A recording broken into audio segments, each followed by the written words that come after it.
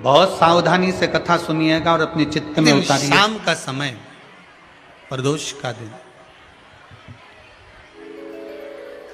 प्रदोष का दिन, प्रदोष काल, शाम का समय, भगवान देव अधिदेव महादेव माँ जगतजननी पार्वती जी के साथ में भ्रमण पर निकले।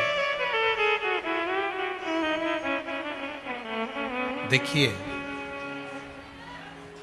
अगर प्रदोष का व्रत नहीं कर सकते, प्रदोष के दिन आप व्रत नहीं कर सकते, मान लो आपसे भूखा नहीं रहा जाए, प्रदोष का व्रत नहीं कर सकते, प्रदोष के दिन आप भूखे नहीं रह सकते, मंदिर भी नहीं जा सकते, दिया भी नहीं लगा सकते, तो शिव महापुराण की कथा कहती है कि प्रदोष के दिन, प्रदोष काल में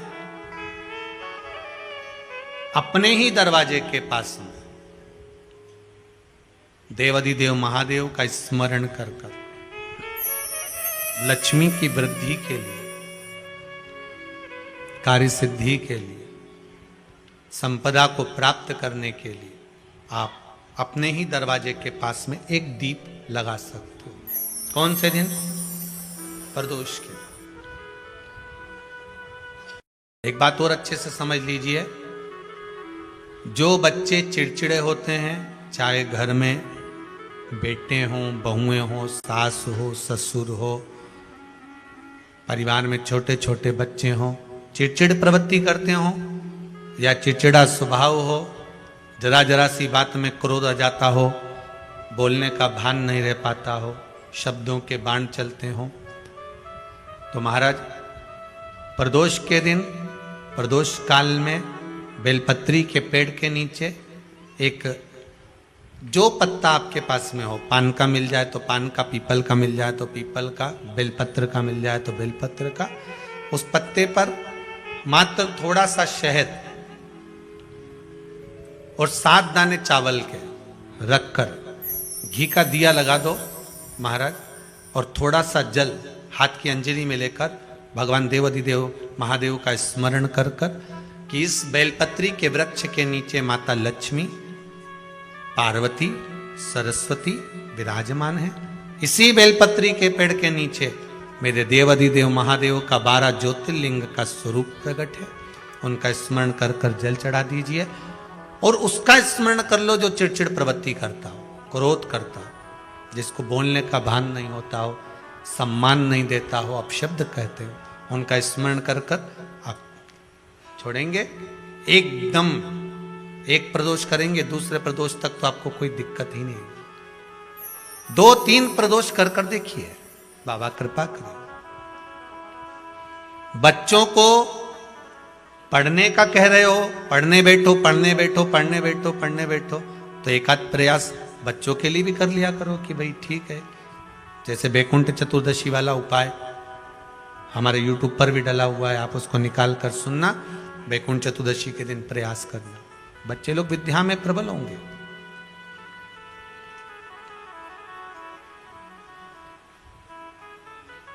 शिव उपासना का जो फल है वह 1000 गुना। ब्राह्मण देवता आज मंदिर के दरवाजे पर बैठे हुए थे, मंदिर की बुआरी लगाकर बेलपत्री को उठाकर एक बोरे में, एक बारदान में, एक झोले में भर रहे थे।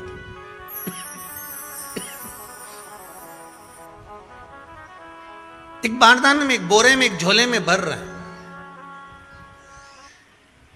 पहले भी कथा में काज फिर कहते हैं, शिव मंदिर में जल बाद में चढ़ाना, शंकर के मंदिर में जाकर पंचामृत स्नान बाद में कराना, शंकर जी के मंदिर में जाकर पूजन बाद में करना।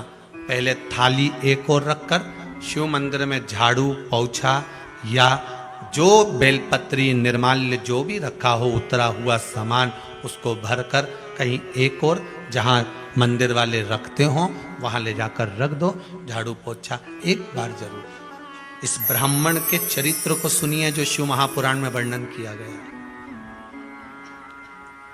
कार्तिक महत्तम की कथा कर रही है। कार्तिक मास में पड़ने वाले प्रदोष के दिन महाराज वो ब्राह्मण बेलपत्री को उठा उठा कर बारदान में भर रहा था।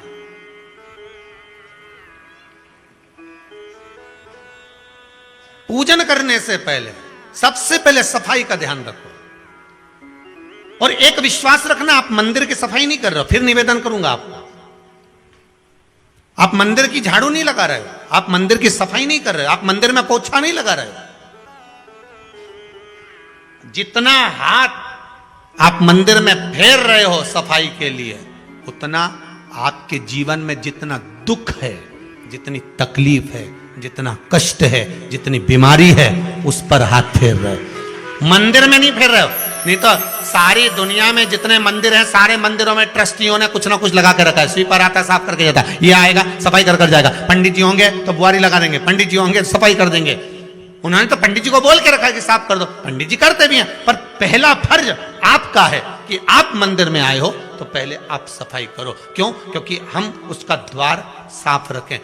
आज के समय में तो एक नियम हो गया साहब कि मंदिर में जाते हो तो मंदिर के दरवाजे पर चप्पल उतार के जाते हो। नहीं तो शास्त्र रीति तो यह कहती है कि मंदिर में भगवान सामने बैठा है तो उसके सामने चप्पल भी नहीं उतरना चाहिए। तो कई लोग कहते हैं मंदिर के अंदर थोड़ी ना उतार, हम तो जीने से भी बाहर, एकदम गेट के बाहर वहां उतार, पर सामने तो है ना, सम्मुख में तो है। तुम्हारे यहां अगर 4 लोग दिवाली मिलने आते हैं ना, तो तुमने चप्पल रखने का भी स्टैंड बनाकर रखा है। साइड में उतारिए, दहली पर मत उतार देना, थोड़ा साइड में उतारो। सामने से सब आते जाते रहते हैं, सामने उतारो। सम्मुख में क्यों उतार रहे हो?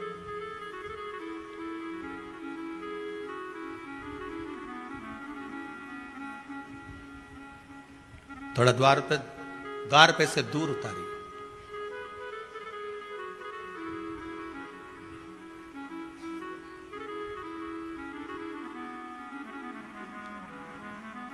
अभी तो कुबेरेश्वर धाम में काम चल रहा है। आप लोग जो दान दे रहे हो, आपके दिए हुए दान से निर्माण चल रहा है। अभी तो आप पहनकर जूता चप्पल भी अंदर आ जाते हो। भले दूसरे मंदिरों में चप्पल पहनकर हमने देखा है, आधिकाधिक मंदिरों में, ब्रजभूमि पर भी बहुत मंदिरों में लोग अंदर जूता पहनकर चले जाते हैं। पर जब तक बाबा नहीं बैठा तब तक तो आप पहनकर आ रहे हो। जिस दिन बाबा कुबेरेश्वर धाम में आकर बैठ गया, उसके बाद वो दोनों गेट पर चप्पल बाहर ही रहेगी। आओ आप, कंकर से शंकर, शंकर जब शरीर से लगेगा तब सुख भोगोगे, आनंद भोगोगे, सुख की प्राप्ति। अपने द्वार पर भी कितना सुंदर लिखा है भविष्य पुराण के अंतर्गत। और विष्णु पुराण में भृगु बाबा का चरण का चिन्ह भगवान विष्णु की छाती पर रहा। भगवान विष्णु की छाती पर भृगु बाबा के चरण का चिन्ह रहा।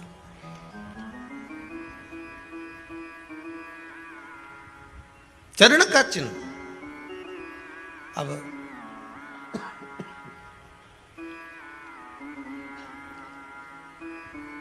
भविष्य पुराण में लिखा है कि अगर हम मंदिर के द्वार पर, घर के चौखट के एकदम सामने चप्पल उतार देते हैं, 7 बार दिन भर में से, कितनी बार?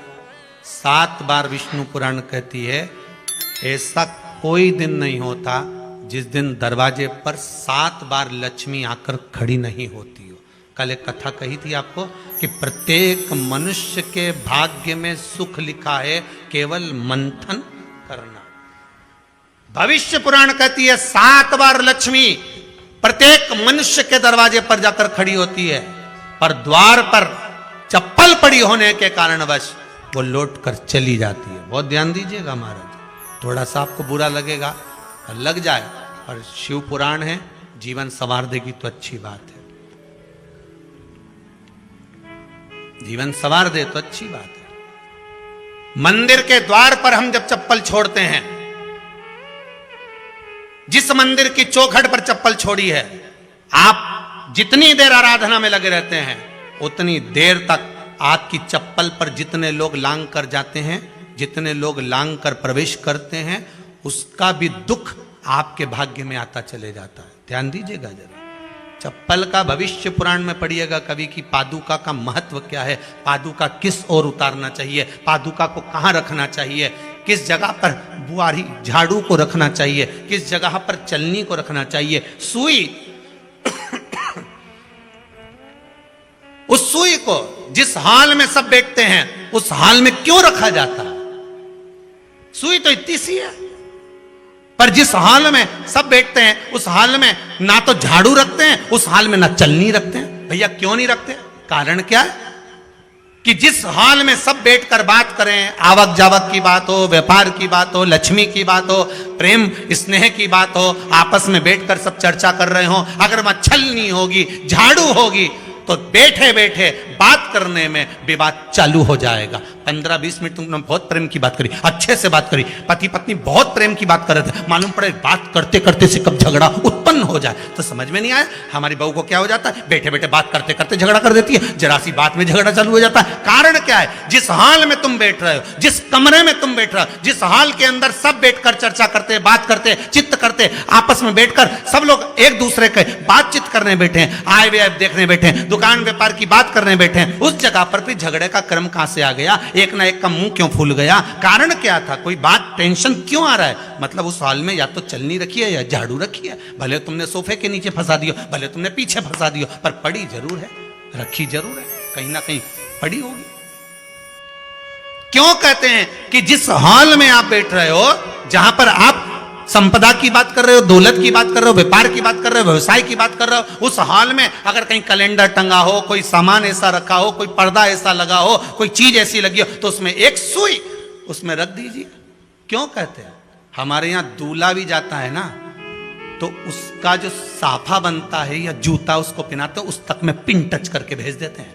बोलो सही है कि गलत है? दूल्हा तोरण लगाने जा रहा है, दूल्हा तोरण देने जा रहा है, तो उसके जूते में भी पिन घुसेड़ कर भेजते हैं, पिन लगा कर भेजते हैं, उसके साफे में पिन लगा कर भेजते हैं। एक भले सुई नहीं लगाएंगे तो आल पिन लगा कर भेज देंगे। क्यों भेजते हैं? उसका कारण क्या? कि लक्ष्मी को लेने जा रहा है, संपदा लेने जा रहा है, और जिसको वो ब्याह करने जा रहा है उसका संबंध सुई और धागे के संबंध जैसा हमेशा सिला हुआ होना चाहिए, उधेड़ा ना जाए, कैची जैसा कटा हुआ नहीं होना चाहिए।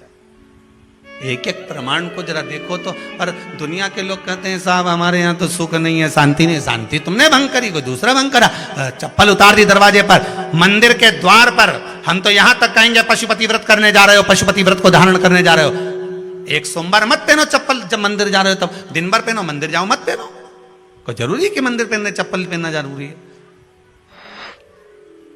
मत पहनो। मंदिर के द्वार पर जहां भगवान विराजे हैं उसके द्वार पर अगर आपने चप्पल उतारी है, आप तो अंदर चले गए, पर जितने लोग लांग रहे हैं उसका मालूम, उसका स्मरण कितना कितना गया। छाता, चप्पल, आसन,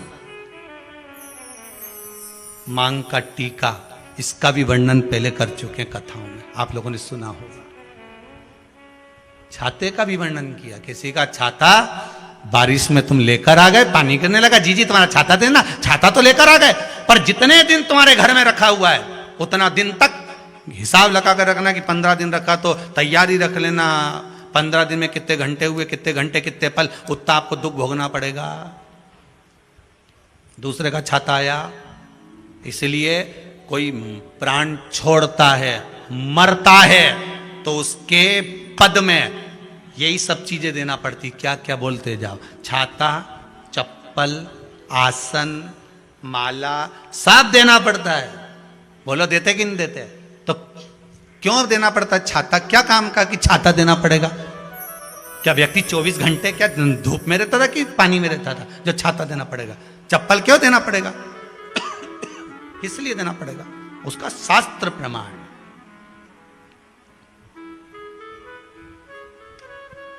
जरा सा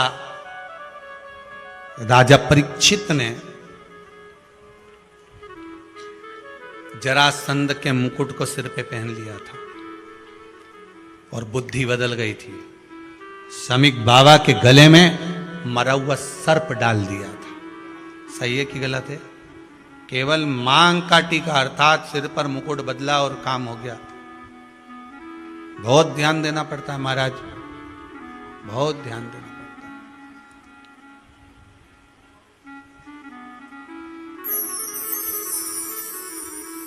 तुम्हारी चप्पल कोई ले गया, तुम रो रही, किसी ने पूछा क्या हो गया? मेरी चप्पल कोई ले गया था, फिर मैं दूसरे की ले गई। तुम्हारी से कोई दूसरा ले गया, तुम दूसरे की ले।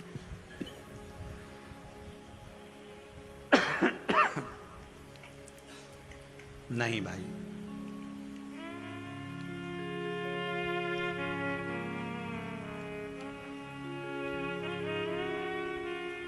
उसको प्राप्त करने के बहुत तरीके हैं।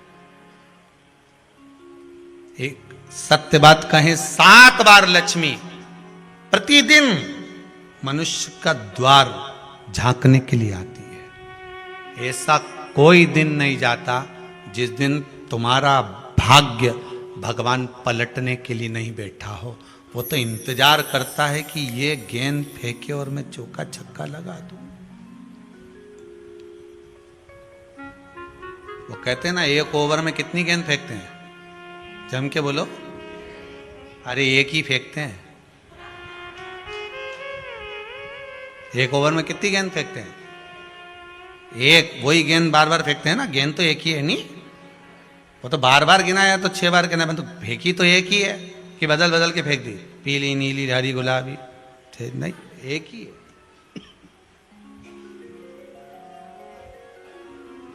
बदल बदल कर आया, गेंद एक ही थी, फिर फेंका कि ये तो वाइट निकल गई, फिर फेंकी, गेंद वही है, गिनती में 6 जा रही है। 1 साल निकल गया, 1 दिन निकल गया, फिर गेंद फेंकी, अरे साहब एक भी रन नहीं बना, फिर फेंकी, अभी भी नहीं बना, फिर फेंकी तो के बाउंड्री तक तो पहुंच गई है। अब की बार जो फेंकी तो के ऊपर से निकल गई, सीधे 6 पे पहुंच गई। भगवान भी ये कहता है, एक ही गेंद है, 6 बार फेंकी है। शास्त्र कहता है 7 बार दरवाजे पर लक्ष्मी आती है, मौका देखती है कि कब मौका मिले मैं इसके घर में प्रवेश कर जाऊं। और कभी कभी ये निंदा करती दिखती है, कभी बहू की चुगली करती दिखती है, कभी टीवी में मन लगाए दिखती है, कभी सुई धागा लेके बैठी मिलती है, कभी झाड़ू लगाती फिरती है, कभी दरवाजे पे चप्पल खुली मिल जाती है, कभी कुछ मिल जाता है। मैं बार बार आती हूँ, अब नहीं माने तो मैं कहीं करूं, मेरे को तो जाना पड़ेगा। मेरे को तो जो नियम है, सर्विस करने वाला, नौकरी करने वाला तो टाइम पे आएगा। तुम भले कंप्यूटर चलवाओ, चाहे मोबाइल उड़वाओ, चाहे तुम लिखा पढ़ी करवाओ, बोलो सही है गलत है, उसको तो करना है। बोलो साहब क्या करना पड़ेगा? कि लग जाओ कंप्यूटर पे, लग जाओ, उठाओ मोबाइल, ये तो उसको तो करना है। वो तो टाइम पे पहुंच गया 9 बजे। लक्ष्मी जी भी टाइम पे आती है, आई दरवाजे पे क्या देखा उसने कि ऐसा ऐसा है। कई कई की तो आदत पड़ी, रोटी घर में बना हुआ सारा दाल चावल सब्जी वब्जी जो बच गई, उठा के मैं दरवाजे के पास में रख के आ गई। लक्ष्मी जी सोचे बताओ, ऐसा तो पहले से रख, अंदर चली गई और ऐसा खिला दिया तो मैं तो नहीं जाऊं। लक्ष्मी जी वापिस चलती। कई लोगों की आदत, आटा छना हुआ, ऊपर की जो चापड़ चापड़ थी, उन्होंने कहा गाय खा के चली जाएगी, ओटला पे पटक के आ गई। लक्ष्मी जी इतने में आई कि चापड़ तो यहाँ पटक के चली गई, मैं काय को जाऊं, छलनी में से जा उधर, नहीं जाऊं। कितना कितना कहा है महाराज,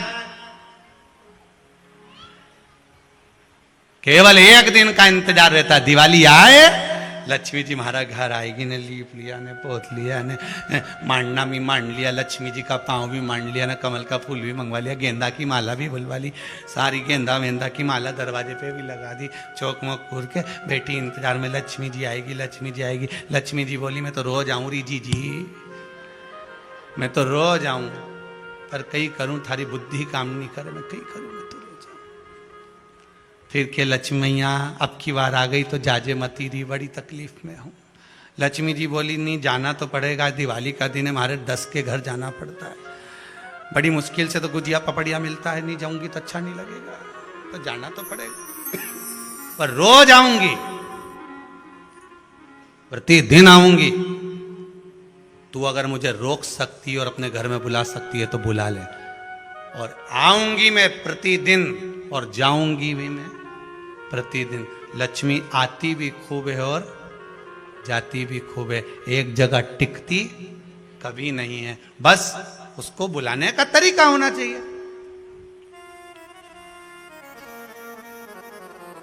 रोज भगवान चाहता है कि तेरा दिन फिर जाए।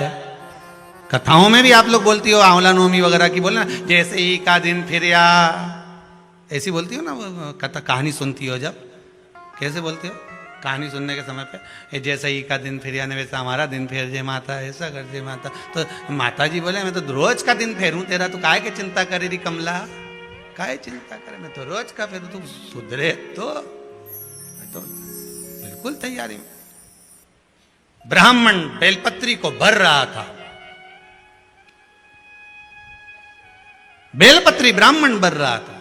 पार्वती जी ने शिव जी से कह दिया इसके पास कुछ भी नहीं है, आपका भगत है ये, आपका भगत है, इसके पास कुछ भी नहीं है, आप कृपा नहीं करोगे। शंकर भगवान बोले आज प्रदोष का दिन है, प्रदोष काल में ये मेरी सेवा में लगा है। सुनो पार्वती, जितनी बेलपत्र इसने उठाकर रखी है वो बेलपत्र स्वर्ण मुद्रा के बराबर हो जाएगी, तो चिंता मत कर। शिव पार्वती को कहकर चल दिए। शंकर पार्वती बात कर रहे थे, इतने में एक सेठ ने सुन लिया कि जितनी बेलपत्र भर के ले जा रहा है उतनी स्वर्ण मुद्रा हो जाएगी। बनिया ने सुन ली, सेठ ने सुन ली, तो जैसे ही शंकर पार्वती गए, सेठ जी उस ब्राह्मण के घर चले गए, 100 सोने की मुद्रा देकर कहा जितनी बेलपत्र है चढ़ी हुई मुझे दे दे, जो चढ़ी हुई बेलपत्र है वो मुझे दे दे। महाराज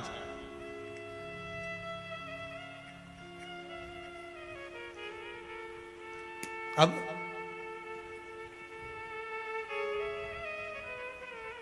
चढ़ी हुई, ब्राह्मण देवता ने पूछा आप करोगे क्या?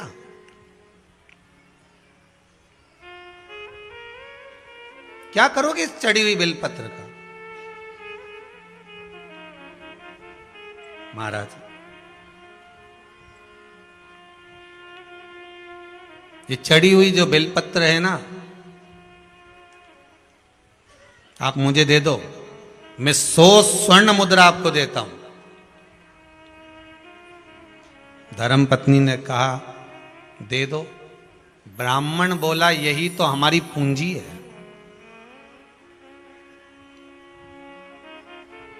यही हमारी पूंजी है।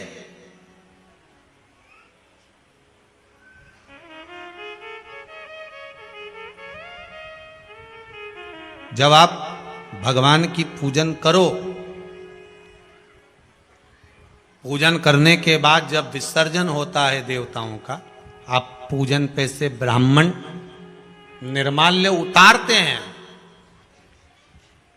तो यजमान का कार्य है जो निर्माल्य नीचे उतारा गया है उसको नेत्रों से लगाकर रखना चाहिए, क्योंकि ये यजमान की पूंजी है। ये ब्राह्मण की पूंजी है। कर्मकांडी ब्राह्मण, पूजन करने वाला ब्राह्मण, भगवान की भक्ति में डूबने वाला ब्राह्मण